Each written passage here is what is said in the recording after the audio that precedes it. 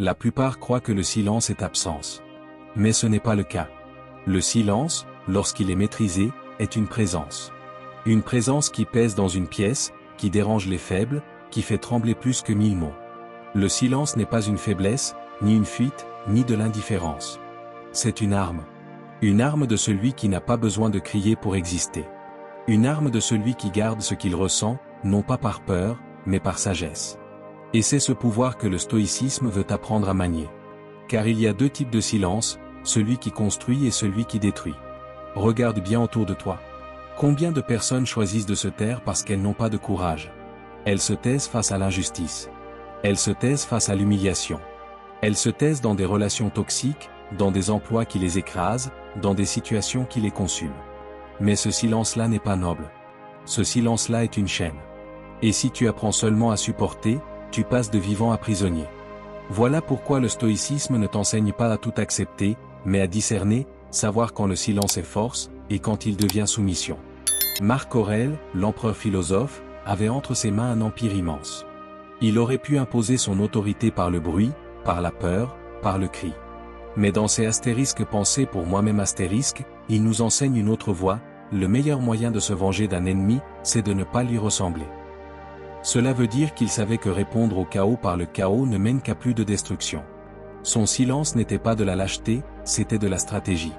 Mais en même temps, il n'a jamais toléré qu'on piétine les principes de justice et d'équité.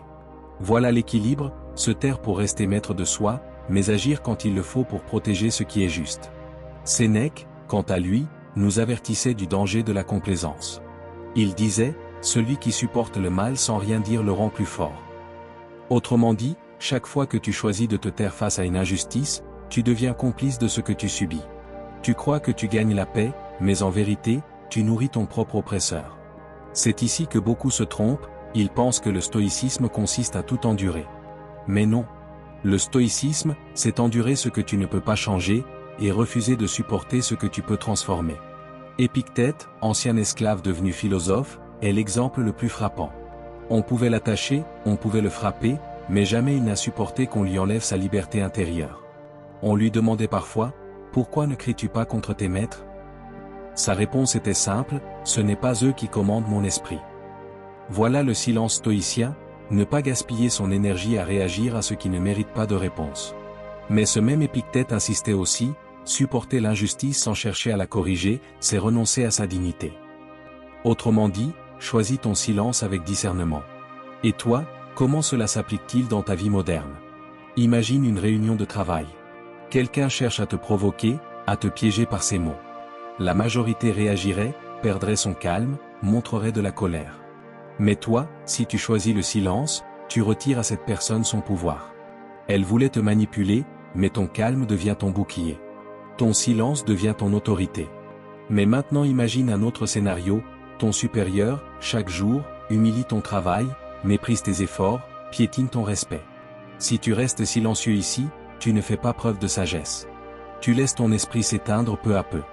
Dans ce cas, ton silence devient poison. Voilà pourquoi tu dois apprendre à choisir. C'est pareil dans les relations. Combien de couples vivent dans un faux silence, croyant que cela sauve la paix? Ils ne parlent plus, ils n'expriment plus leurs limites, ils supportent, par peur de perdre. Mais ce silence-là tue l'amour.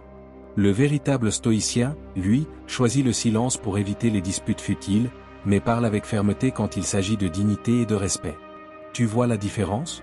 Le silence ne doit pas protéger l'ego de l'autre au détriment de ton âme. Le stoïcisme te dit, apprends à distinguer le bruit qui mérite ton énergie et celui qui ne la mérite pas. Tout ne vaut pas une réponse. Mais tout ne vaut pas non plus un silence. Imagine le monde comme une balance. D'un côté, la maîtrise de toi par le silence, de l'autre, l'action ferme pour refuser l'inacceptable. Ta mission est de garder cette balance équilibrée. Trop de silence, tu t'éteins. Trop de bruit, tu te disperses. Alors, comment pratiquer cela concrètement? Premièrement, entraîne-toi à observer tes réactions. La prochaine fois qu'on t'insulte, retiens-toi de répondre. Respire. Tu verras que l'absence de réaction pèse souvent plus lourd que les mots. Mais deuxièmement, entraîne-toi aussi à dire « non » quand il le faut. Un « non » ferme, calme, sans colère, mais clair. Car ton silence n'a de valeur que s'il est accompagné de limites visibles.